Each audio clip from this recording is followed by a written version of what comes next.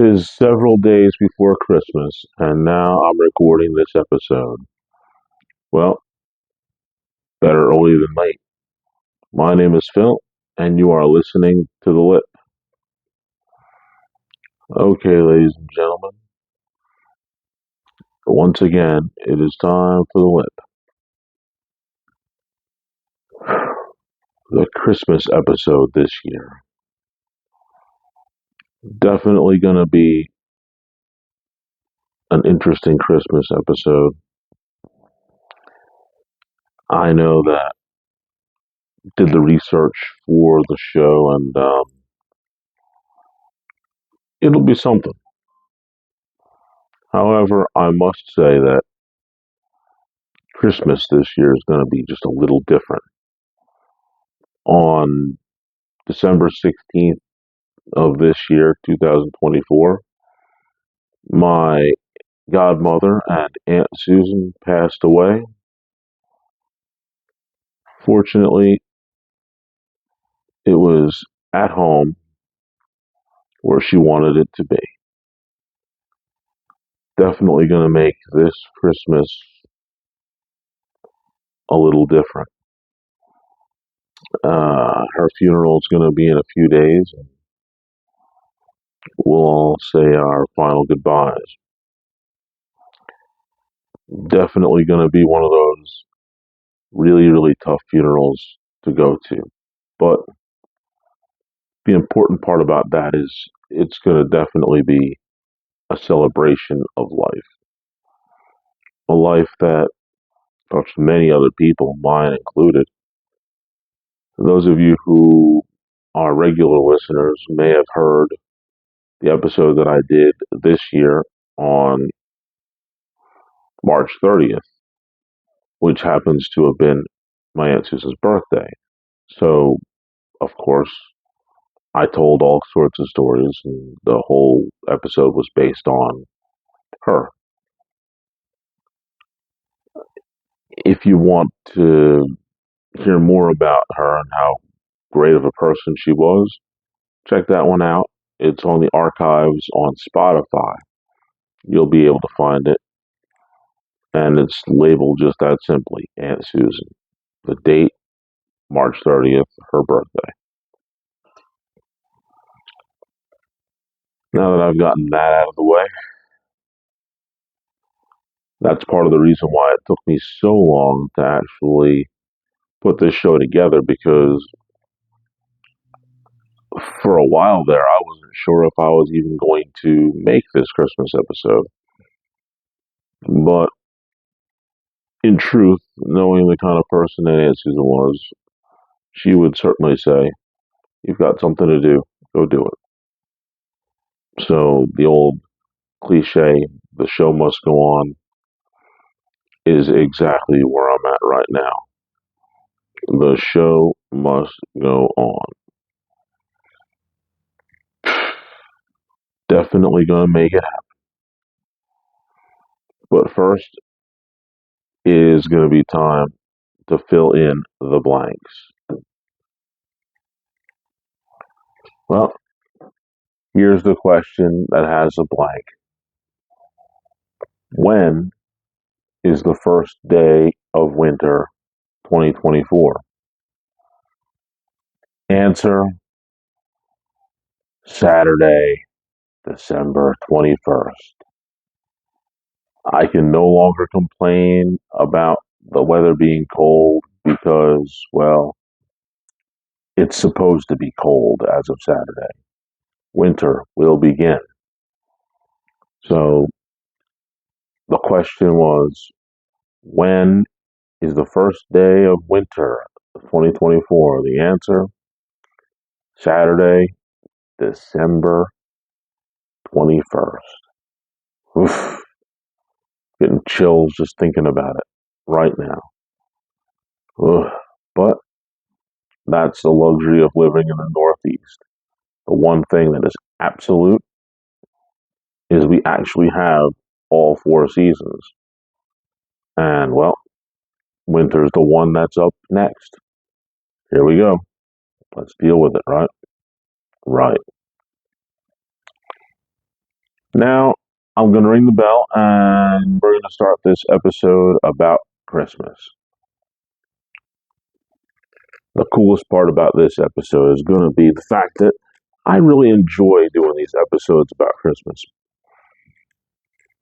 Turns out that each year I've done something a little bit cooler than the last, in my personal opinion.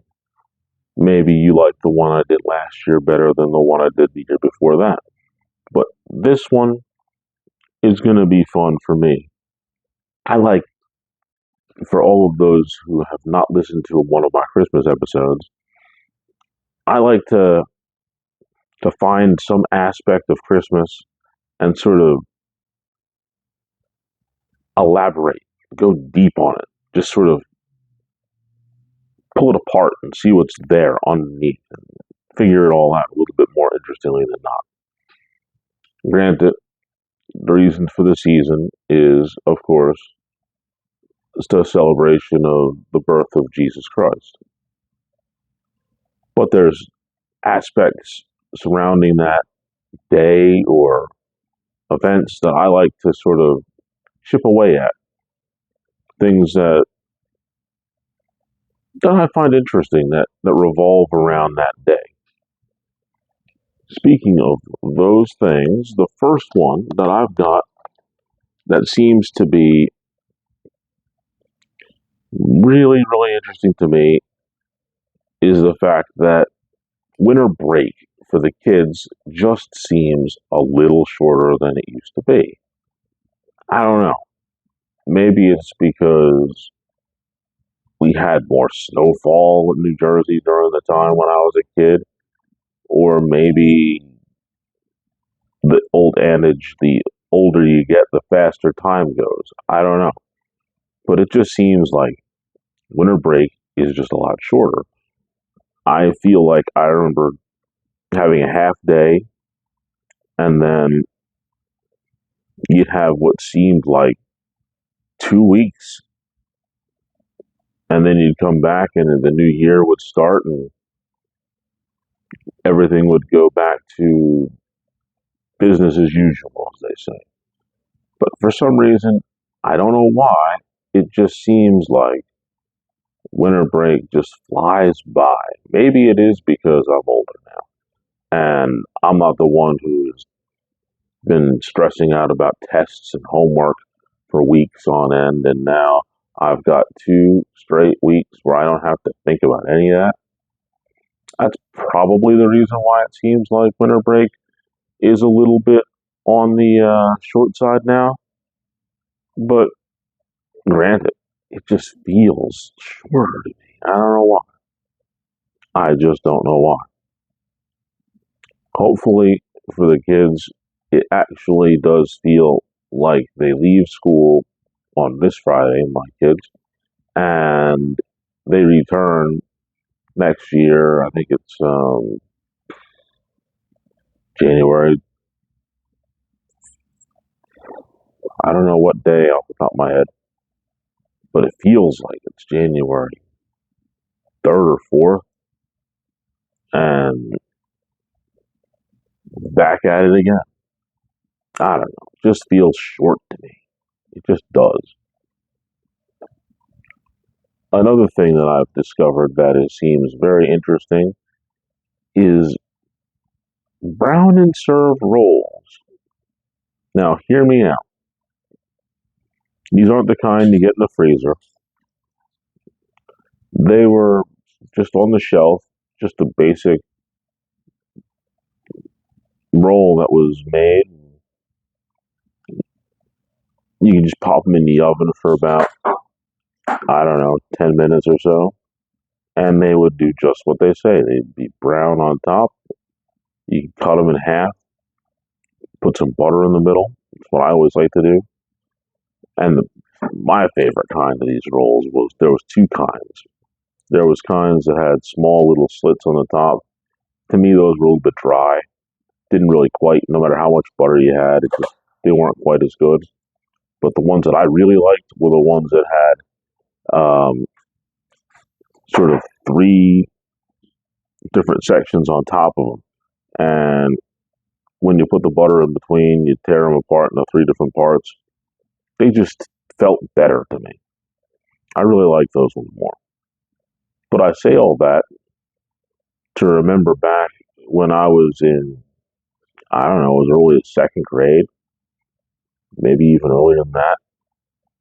You can get those things all year long. Didn't matter what time of year it was. So your question to me is, why am I bringing this up on the Christmas show right now? The answer is because I hadn't been paying attention until just maybe a week or two ago, that I hadn't had those roles in like 15 years. And the last time I remember having them was at my mother's house during the Christmas time.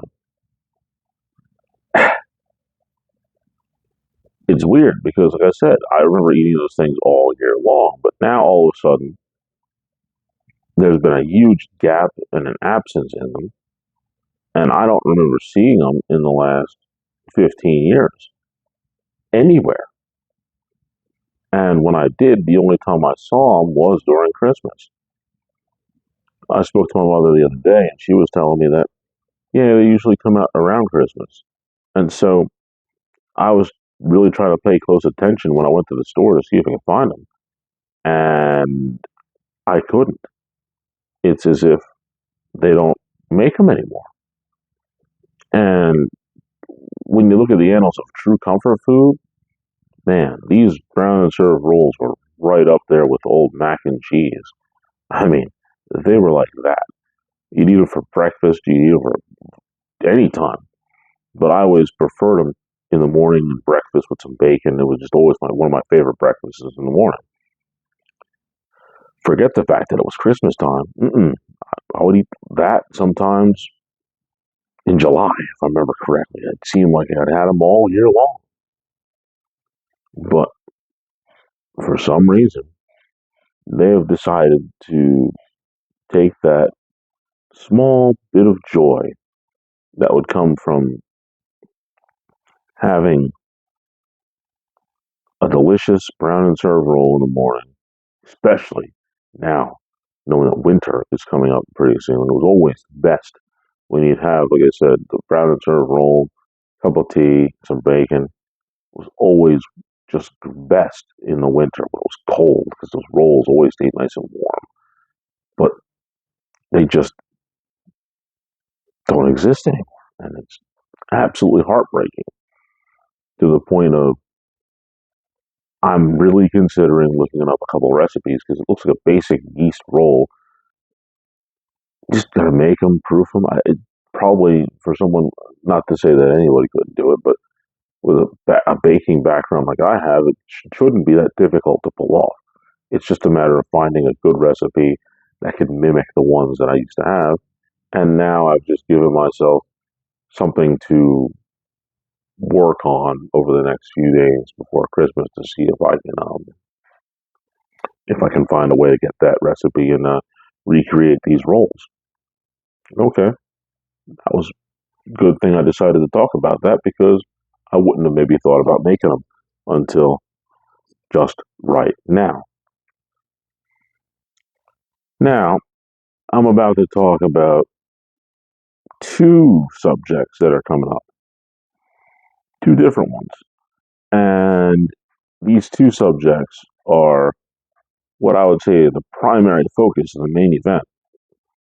It's kind of like the champion coming down to the ring in a fight, wrestling, boxing, whatever, right?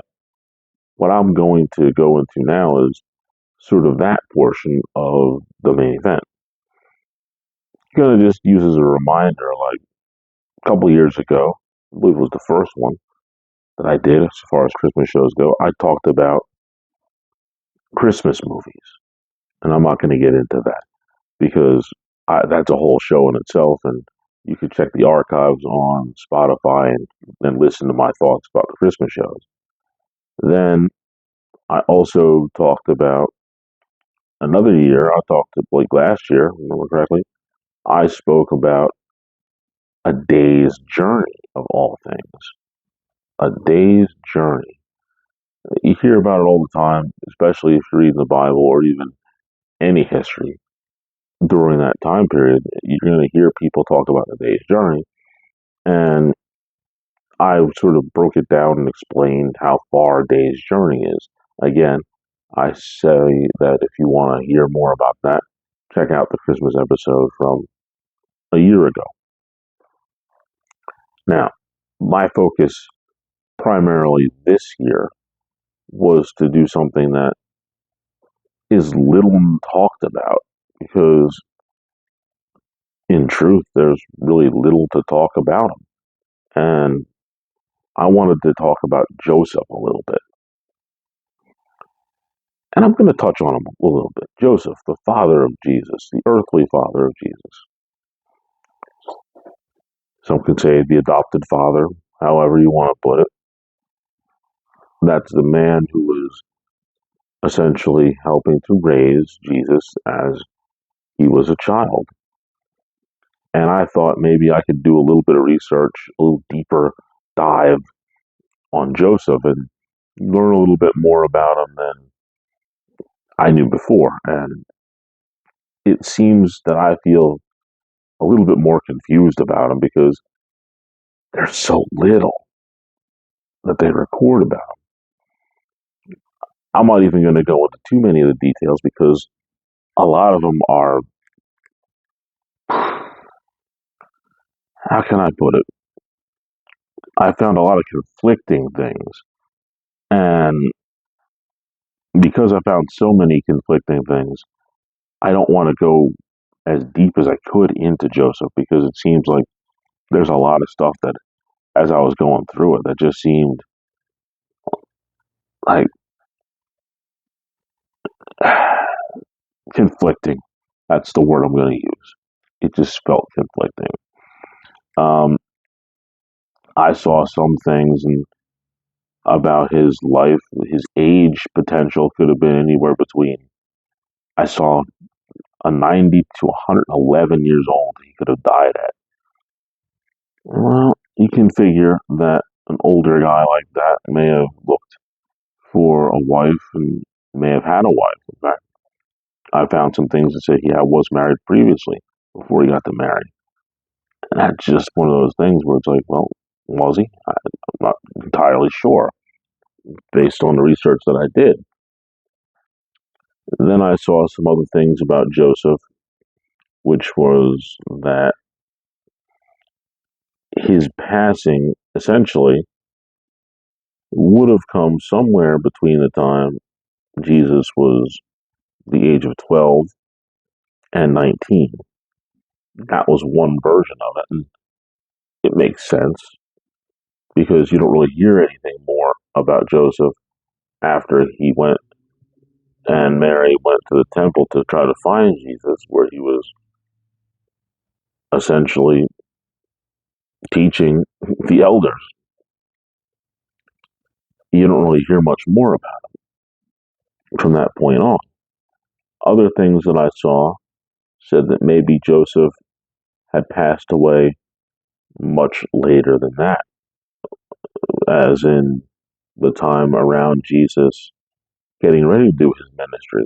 So that would put Jesus in his high 20s, low 30s before he went and started ministering for his 3 years before his crucifixion. And even the one most uh, piece of information that I found that just seemed way off base, and of course, this is me saying it. I mean, I'm not a doctor in theology or archaeology, but it just doesn't seem like it adds up. I saw one of the things in my research was that maybe Jesus was near crucifixion, rather not near, was during his ministry that Joseph had passed away. And that one really makes me scratch my head because I'm thinking that during his 3 years of ministry, he went to Lazarus' funeral before he raised him from the dead when he found out about it wholeheartedly. I can't imagine that Joseph would have passed away while Jesus was out doing his ministry, and he wouldn't have returned home to his mother and his family to to essentially pay his respects to his earthly father. That doesn't make any sense. I would imagine that Jesus would have been right there. He would have found a way to get back and then go back to his ministry. And I would have assumed that it would probably even have been something written to that effect in the Gospels, Matthew, Mark, Luke, or John, or John, I should say. Could have been in all of them. Could have been in one of them. But you would think that had Joseph passed during that time, that you would have seen a little something from Jesus going to his earthly father's funeral. But there's no mention of that. So what we do know is that Gabriel came to him and told him that Mary did not cheat. She was in fact carrying the Son of God. And that certainly had an effect on Joseph. And he went on to marry her, marry Mary anyway, and raised Jesus, as far as we know, until his, I would assume, his mid to upper teens before he passed on. Maybe you could even make the statement to say that maybe he even passed away when Jesus was in his 20s. That would also still make sense. But as far as we know, that is all we know. That he did, in fact, pass before the crucifixion. And there's really not a whole lot mentioned about him. Oh, hi, Phoenix. Yep, Aurora's cat playing with his ball just came by as I'm recording. He's having fun, so hey, why not? One of these days, I might try to have him as a guest on the show. Could be interesting to hear his perspective. Probably talk about fish a lot. But now, since I really didn't have a whole lot of detail on the thing that I wanted to do, I stumbled upon something even, I'm going to say, can I say more interesting than Joseph?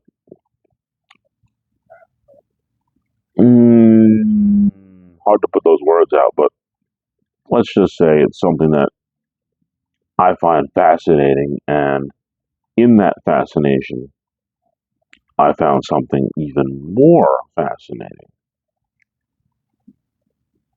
Hear me out. One of my favorite songs for Christmas is the 12 Days of Christmas. It's always been. Always loved it. I thought it was neat. The whole roundabout, partridge in a pear tree, all the way up to the 12 drummers drumming. I thought that song was really cool. Just fun. I don't know why I did, but I just always did and still do. It's got to be my favorite Christmas song. And it's now even more so my favorite Christmas song that I decided to break this thing down. I know that many people have seen different shows or heard it on the radio where people will go on year in and year out and say, well, if somebody was to do all the things of the 12 days of Christmas, how much would it cost? And boy, I had an entertaining thing to figure that out. Now, for purposes of this show, I'm going to tell you some of the prices that you would have to pay this year. This stuff went up and down, and it seems to go up more so than down every year. as far as how much you would have to pay for each of the elements in the song. And then there's also a total price of what you would pay for everything that would happen in the song from top to bottom of the song. Now, I'm going to tell you the price right here, right now, of how much it would cost if you just got one set of everything that you would get from the 12 Days of Christmas. And then I'm going to tell you how much it would cost if you did the entire song. To eliminate confusion, if you were to just go through each of the things in the song, how much it would cost in total would be very interesting, but I want to make it even more interesting and tell you how much it would cost again if you were to buy everything as the song goes. For example, if you were to buy the two turtle doves for the first part of the song, you know that you're going to have to do two turtle doves 11 more times. So you would have to add the price of the two turtle doves every single time until you get to 22 turtle doves all together. And then you add that price to the total of everything that you get, and so on and so forth. Same thing with the eight maids a milking, the 11 pipers piping. There's going to be more, if you know what I mean. It's going to just build up to a massive sum. And I'm going to tell you that. And in the process of researching this, I found two very interesting things about the song that I know I didn't know. And I very much wonder if any of you did. And if you didn't, you're going to find it almost as cool as I did. So here it is. Each of the 12 parts of the song, I'm going to tell you how much they cost individually and give you that total. Then I'm going to tell you how much they cost as a package if you were to use, rather not use, if you were to buy each of the things all 12 days. So the partridge in a pear tree, that's going to cost you this year, be specific, $370.18. Two turtle doves, $750. Three French hens, $346.50. Four calling birds, $599.96. Five golden rings. Now, that's going to be one we're going to come back to, just to let you know. We'll come back to that.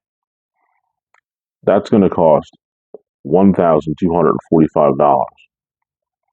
Six geese laying, $900. Seven swans swimming, $13,125. Eight maids milking. That seems a little off. Must have messed up on that one, but we'll come back to that too because it's going to be interesting. Nine ladies dancing, about $8,557. 10 lords a leaping. Now these guys are way overpriced. Last year they were $14,000 and change. This year, 10 lords a leaping is going to set you back $15,579.65. 11 pipers piping, $3,714.96, and the 12 drummers drumming is going to be a little more than $3,000.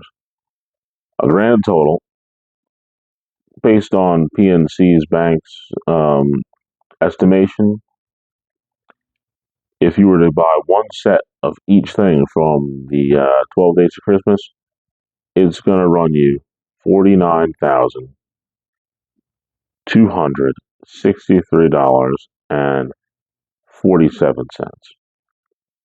That's if you did it one time through. But that's not the way the song goes. So if you're going to be authentic, you would have to buy all of this stuff through a 12-day period of time. And you would buy multiples of certain things. Thus, your grand total for all 12 days would be $209,072. Think about it. $209,072 to complete the 12 days of Christmas. Now, this is where things get really, really interesting. Because the person that I am says, well, if I'm going to have all this stuff and I have to keep all this stuff for 12 days to give away, right? Where am I going to put it? Where am I going to put it? Or where am I going to put them? Because this is where stuff started getting strange. I started thinking, well, I have 12 drummers drumming. That's 12 human beings, 11 pipers piping. And then it dawned on me, whoa, I'm not going to just cheap out on this, I don't think. I'm going to need 2 sets of 11 pipers piping, which would actually be 22 pipers. 10 Lords of Leaping, I need that 3 times. So that's going to be 30 Lords, 30 dudes, right? Okay. The 9 ladies dancing, I'm going to need to do that 4 times, meaning I'm going to have 36 ladies dancing. And the maids milking, I'm going to need 40 of them. In total, I'm going to have 140 people to pull this thing off. If I'm going to do the song as they say it. 140 people. What am I going to do with them? This is what I like to call the hidden cost of this. And I also then started thinking, well, we'll get back to that again. Like I said, I'm going to get back to that. If I have 140 people, I'm going to have to put these people up somewhere. They're going to need a hotel room. Just be fair, right? If I'm going to bring them out here and I'm going to pay them a huge sum of money, I mean, these 12 pipers piping, or rather, these 10 Lords of Leaping are going to cost me, with 30 of them, it's going to be about $45,000 just for them. So the least I can do is put them up in a hotel, right? And I looked up the Econo Lodge here in Philadelphia on Hotels.com, and I found a rate of $85 a night. So I'm basing my rate for $85 a night at the Econo Lodge.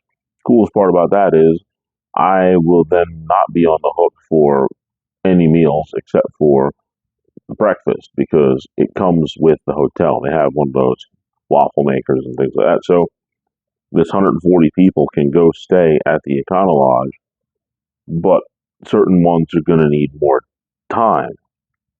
For example, the longest stay is going to be amongst the first group of 8 maids milking. Those 8 maids for that very first group are going to have to stay in the Econo Lodge for 5 days.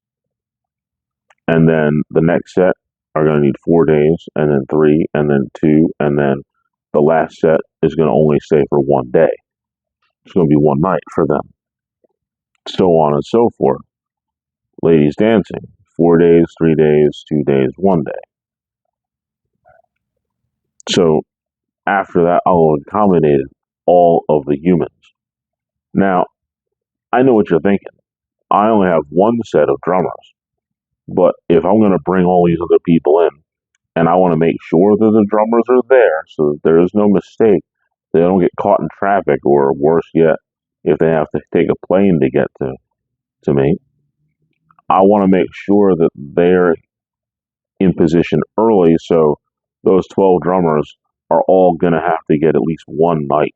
They're going to have to come in the same night as, at minimum, the first set of pipers.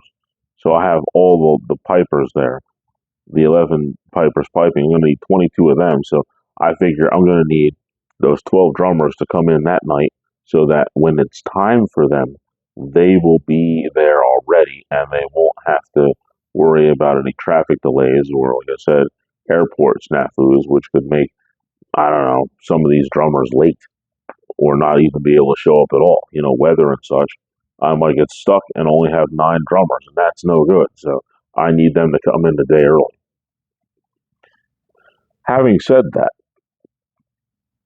I would accommodate these 140 people at the Econo Lodge for $85 a night, and nobody's going to want to room with anybody else, because that's just the way that a lot of this stuff is going to work out. And I'm going to have to pay another $26,775, and that's just for the room, for the 140 people, bringing my grand total up to from 209,000 to $236,074. That's better than a quarter million. That's pretty good chunk of change right there. Now, to go back to the other thought, I just said I'm going to have to put these people up. Now, what am I going to do with all these birds? Now, in theory, I have 184 birds that I have to house, feed, change, all that stuff, right? And this is where it gets fun, because my thought process well, the gold rings are not going to be that big a deal. They're 40. I can just put them in a bag, put them in my pocket. And so, upon doing my research, I went to the Google machine, as they say, to find out where I could store 184 birds. The second I did that, the artificial intelligence did something really, really cool. And that was, it immediately said, well, you have 184 birds. However, you may consider it to be 224. And I'm like, what? How is it 224? Now I'm going back to the 5 gold rings. See how this plays out? Wouldn't you know that there's someone out there, or many people out there, who believe that the 5 gold rings are not actual physical rings, but they could be birds. It could be 5 goldfinches or 5 ring-necked pheasants, meaning that the 5 gold rings could actually be referring to more birds. And it makes sense. It makes a lot of sense when you think about it. Everything else has either a bird or person attached to it. So, in theory, the 5 gold rings makes a lot of sense if they're birds, more so than if they're actual rings. And I thought that was just incredible. And unfortunately, in the process of doing that, it stopped my research completely, and I didn't actually find out how much it would cost for me to house 224 birds. So I don't know. But let's just say I'm not going to let them sit on my car. Knowing that, I have these birds and I have these people, and I started writing down on my notes here how this all kind of looks. And the most fascinating thing happened. Something so unforeseen that I really couldn't even begin to imagine it. Now, I was talking about the amount of people, the 140 people, and the 100 and 180 or slash 224 birds. Here comes the most cool thing about the 12 Days of Christmas song that I don't know how many people would have stopped to really pay attention to this. 'Cause I think that this is something that could very well have gone unnoticed for years. I hope that I'm the first to have figured this out, but there's so many analytical minded people out there that somebody else must have known, and this is just me finding out. As I was writing my notes, and I started to put down the amount of people there were when I was beginning to add them up, and then I started doing the same for the birds, I noticed a very unique and funny pattern that didn't happen to let me realize it until I got to the seven maids of milking. No, the seven swans of swimming. That made me open my eyes and look at this in a very interesting way. Seven swans swimming. Gonna need 42 sets of 42 swans. Okay. 8 maids milking. Gonna need 40 maids. 9 ladies dancing. Gonna need 36. Now, as I'm looking at this,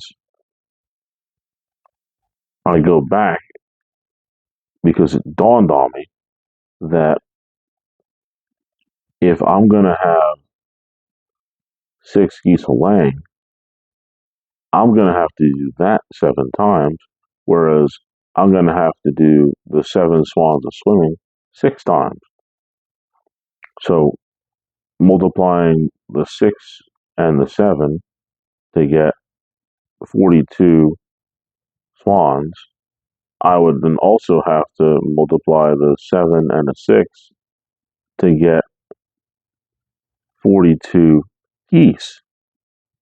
And then I started looking at this paper on my notebook, and it dawned on me that, well, the genius who came up with this song had a mathematical pattern that at least I wasn't smart enough to realize. Let's start at the beginning, and then you'll be able to follow my logic completely. If you were to go through the song, you would have a total of 12 partridges and pear trees. Now let's go to the other end of the song. You're going to only have one set of drummers, but how many drummers do you have? You have 12. Go back down. Turtle doves. We're going to need 22 of those guys. Back up to the 11 pipers piping. We're going to need 2 sets, so we're going to have 22 pipers. See where I'm going? 30 French hens, 30 lords leaping, 36 ladies dancing, 36 calling birds, 40 maids milking, 40 gold rings, 42 of both the geese's laying and the swans swimming. I don't know if it was done by accident, but I could only imagine that I don't know if it was, but if the person actually deliberately sat down and thought about this when they were creating this,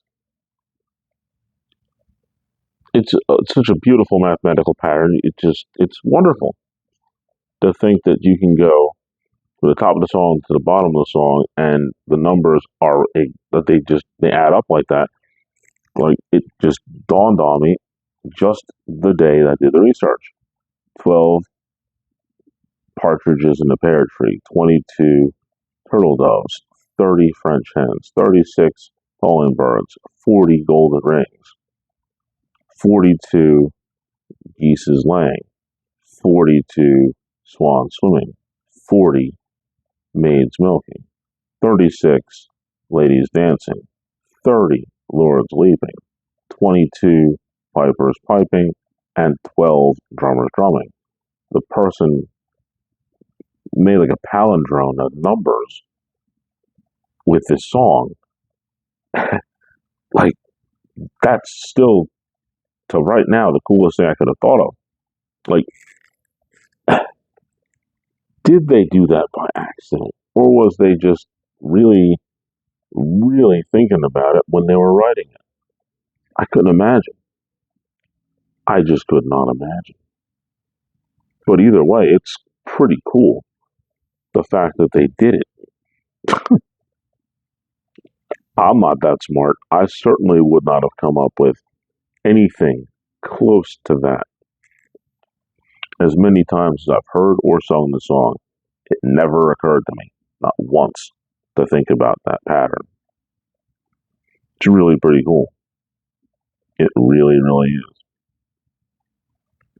And the thing that makes it even cooler is,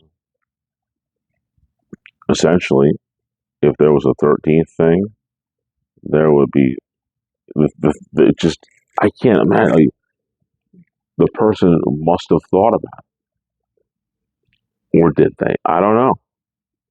I just, wow. I'm in awe by the fact that there was a mathematical pattern in there. You are too, Phoenix, huh? He just meowed at me and said, "Yeah, it's a little strange. I can't believe they did that." And he's only been around this world maybe 4 years at the most, five tops maybe. And he's stunned. He picked up on it faster than I did. But that still just makes me smile to think about it. It's one of those things, you don't notice it unless you write it down. You can actually physically see it. I have to take a picture of my notes, at least this section, just so you can sort of have a visual cue on it. It's really kind of neat. On that note, I do believe that it's time to ring the bell and end the main event.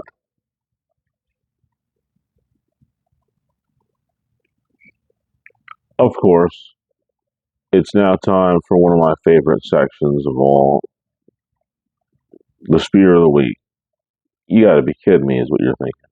Even during Christmas season, you found something so horrible that you want to spear it. Yeah, there is one person who could deserve the Spear of the Week during this Christmas season. Just one. And admittedly, giving this person that spear, he deserved it. But afterwards, he would get up and his heart would be full of love and joy. That's the Grinch. He definitely would have deserved the spear of the week during this time period. Because who goes around stealing all the Christmas presents? That's just downright dirty, isn't it? I think for sure the Grinch would have to be the spear of the week.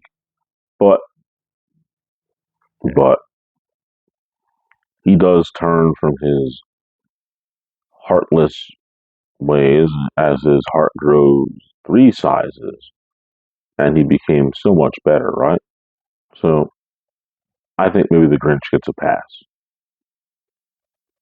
So realistically, there is no Spear of the Week this week.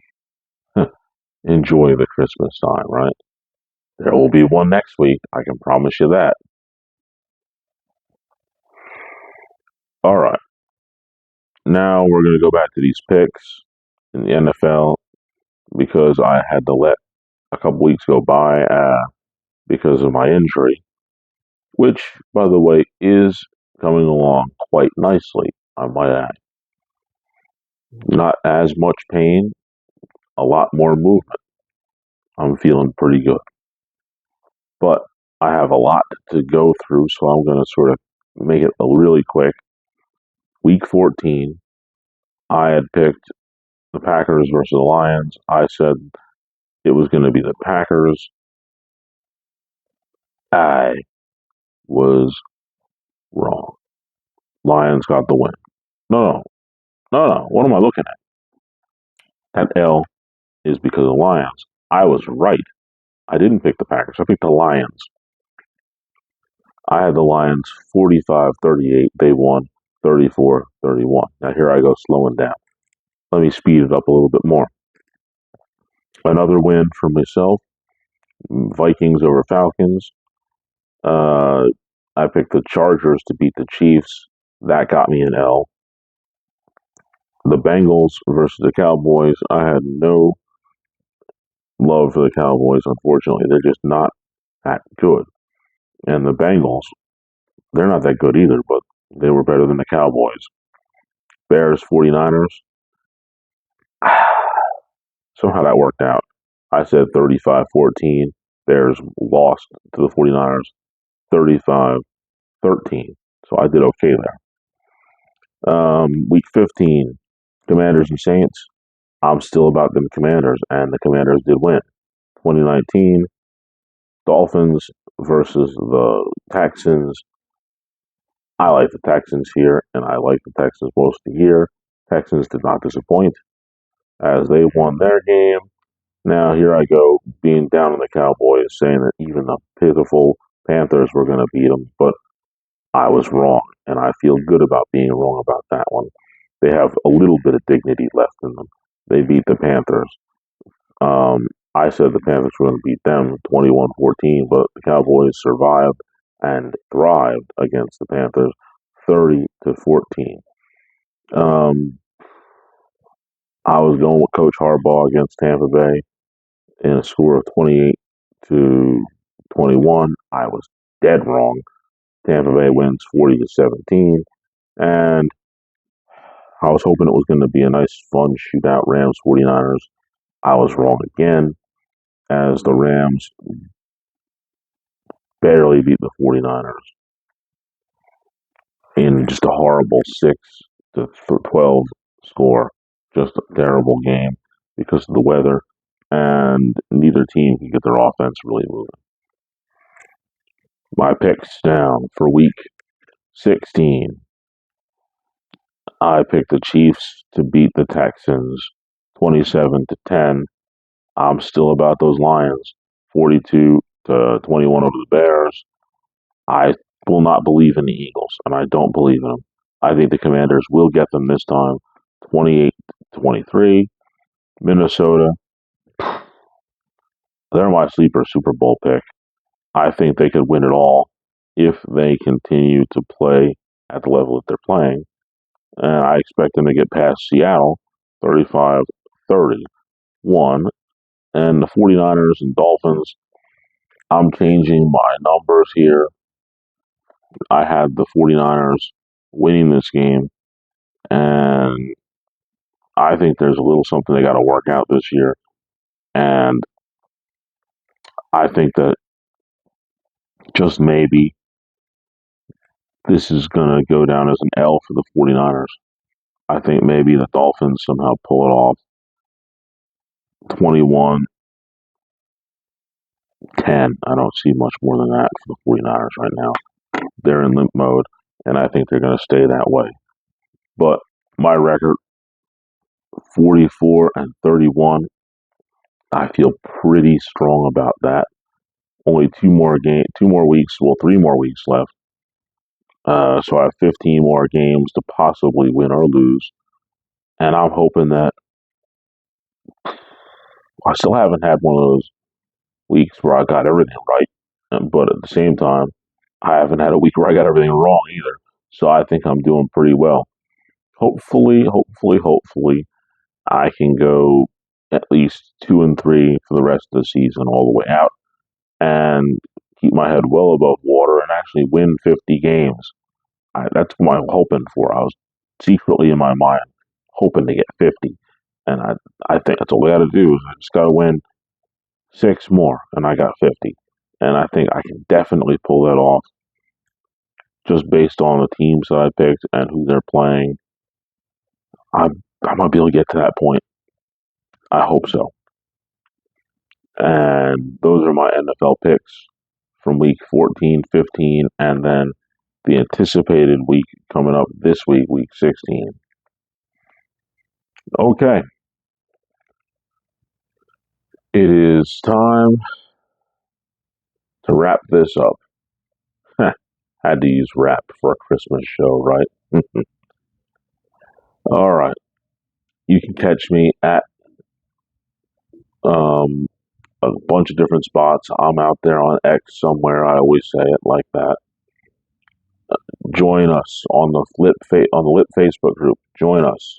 There's always room for one more. Um, you can definitely check me out on Instagram at Philip Henderson 5102. Always going to be posting stuff on there, and this show, and pretty much for the foreseeable future, you will be able to catch it on YouTube at Phil the Lip, lowercase Phil, BHIL, the LIP, capitals, all capitals for the Lip. Subscribe, subscribe, subscribe. Be part of the channel. Enjoy all the content that I have. One of the things I can certainly tell you, I love putting up little videos here and there. Plus, you're going to get the show every week. Now, I've got for you the words of wisdom this week. They're not going to be anything crazy. And those words are very, very simple. Have a Merry Christmas. Have Happy Holidays. Enjoy the time you have with your family during this season. Those are the words, and I can't think of anything wiser to say than that during this point in time. So, the only thing left for me to tell you is that my name is Phil, and you've just listened to The Lip.